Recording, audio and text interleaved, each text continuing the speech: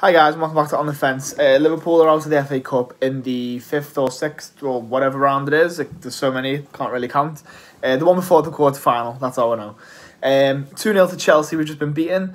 Another lacklustre performance, really. Maybe this one a little bit different to Watford, in which we kind of created a little bit more. We were probably the better side, to be fair, but it's just so disappointing once again just to be on the other end of a defeat. After going so long unbeaten in the season, in the Premier League anyway, and just being so used to winning games and stuff like that. And even when we're down, even when we seem like we're down and out, we find a way to turn it back around. And, the past few games we haven't really been able to. It's only West Ham that we have. This is now 3 defeats in 4 now, and 2 of them have come in other competitions than the Premier League. And I don't mind being beaten in the Premier League now, only that we've got the points in like hand and stuff, and we are going to win the league. I don't know if you know that. But, we're going to win the league, that's fine. But so I don't mind us dropping points in the Premier League if that means we go stronger in the FA Cup and stuff like that. And today we went very strong in the FA Cup. I think that was Van Dijk's first game in the FA Cup, to be honest, this season for us. We went with a strong lineup. The only changes in the team were Adrian coming in.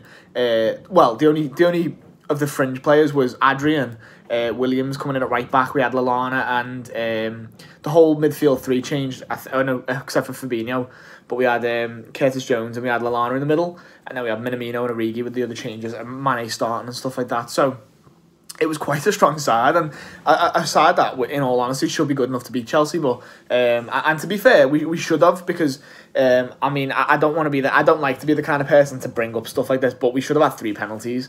At the end of the day, on corners and set pieces, Van Dijk gets fucking manhandled every single week. And do you know what? Everyone talks about this whole, the FA is skewed towards Liverpool. It's really not. The FA is just shit. The quality of refereeing is poor in every competition, because they say that they're going to clamp down on all the fouls in the box. They're going to, they brought out a rule a few years ago of, if anyone's caught holding the box, it's just going to be a penalty straight away, no tolerance. And that lasted for a couple of weeks in the Premier League. And it just carries on. And I know football's a contact sport, which I'm unhappy. I'd be unhappy seeing every week about 10 penalties being given every week. But if you want to stop defenders literally ragging players to the floor, then give penalties. Stop being shithouses. Chris Kavanagh is the worst referee. Over the past 2 games, I've seen him become the worst referee. You've got the Everton goal at the weekend, because he was the ref for that game against Manchester United, and tonight he's honestly so spineless. Chelsea get a free kick right towards the end, because Alonso he's going side to side with Firmino, and because he goes to ground and his face touches Firmino's arm, he falls to the floor and gets a foul. And the referee just bends over for Chelsea, and it's ridiculous. I don't know how many referees are going to be absolute shithouses. And the problem is, you see it one way or the other. You've got a referee who's an absolute shithouse, who just does exactly what the crowd wants him to do. And every time there's a little bit of a touch, it's, we'll get the cards out, whatever. And the other side of it is a ref who's just an absolute dickhead, who thinks he's the best person in the occasion. It's all about him, and no matter what, he's the line. That's where the line's drawn. He's the law, and no one should say anything about him. And the problem is, you've got no in between, and you've got both sides of the extreme. And you're not gonna. It's hard to play football matches with a referee who's an absolute gobshite either way. And to be fair, for the foul, it's not a foul. Like I said, Alonso's face just collides with Firmino. It's not like Firmino's put his arm out or something like that. It's a shoulder-to-shoulder challenge, and because Alonso's fallen to the floor, he seems to get a foul. Same with Barkley. To be fair, Alonso shouldn't even be on the pitch. He should be in a jail cell, but let's be honest, that no one's going to talk about that, are they? Because they can't. It's libelous. Ah, well. Yeah, we should have had 3 pens. It's ridiculous. Maybe even more. There's probably more that we didn't see. Barkley's goal was very good, though, to be fair, to make it 2-0. I'm trying to think what the other one came from. The other one was just a mistake by Adrian, to be fair. He'd had a couple of good saves just before then, but the strike was too hot to handle and stuff. Fair enough, sound 2-0, it finished. But yeah, Barkley's goal was very good. Similar to Hazard against Arsenal. He doesn't do anything too special. He's just driving from the halfway line, and Fabinho can't really make the tackle because he's already been yellow carded 5 minutes before. So it eradicates him from the situation. And Barkley just comes into the box, just gets to the edge, I think, and then he just fires a right-footed shot past Adrian. He's got a hell of a right foot on him, and fair enough, it's a good goal. And for the way that Chelsea played the game, yeah, they deserve to be. They scored 2 goals. They got the telling touch in the end, and they deserve to go through to the quarterfinals. Lampard did a good job in this game. So did the Chelsea players, especially Billy Gilmore. He's going to get all the plaudits. He's looks like a decent little player, but we just fell short again. But if it was a one-off game where we fell short, you can be okay with it. But I think we're suffering now from a little bit of what we see foreign teams suffer with. Teams like Bayern Munich, teams like PSG and stuff like that. When they're completely dominating their league and the league hasn't really been very competitive. Well, not that the league hasn't been competitive. The Premier League is the most competitive league in the world. Let no dickhead on Twitter tell you the quality of the Premier League, shit, it's not. The quality of the Premier League is very good. It's always very good because it's always competitive. Any team can beat any team. Watford beat us the other night 3-0. Norwich have beat Manchester City. It does not matter. Shit sides can beat good sides. You don't see that in La Liga. You don't see that in the Bundesliga that much. You definitely don't see it in Liga 1 or the Uber Eats League, whatever it's called. You don't see that in that many other leagues. You see these teams dominate every single year. So what Liverpool are doing is very special. And how good we've been is just a testament to us, not anybody else. It's nobody else that's got us to where we are. We've got where we are by ourselves.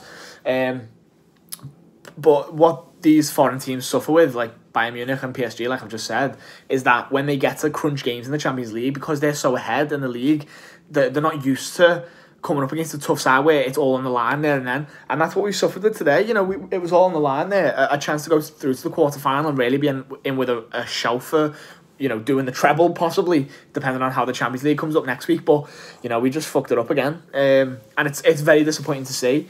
Rival fans are going to laugh all they want. I'm not bothered about that. That's this whole separate thing outside that no one really should give a shit about, because let's not focus on people who don't matter, people that are irrelevant.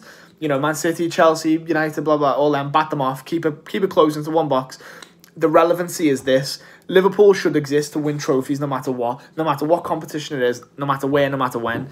And even though the FA have been absolute dickheads to us this season with all the rescheduling and booking a game in the winter break and then trying to blame us for disrespecting it, doesn't matter, sad. It's a cup competition, it's a historic cup competition, and it'd be a great competition to win alongside with the Premier League that we're gonna win. We're definitely gonna win. Did you know that?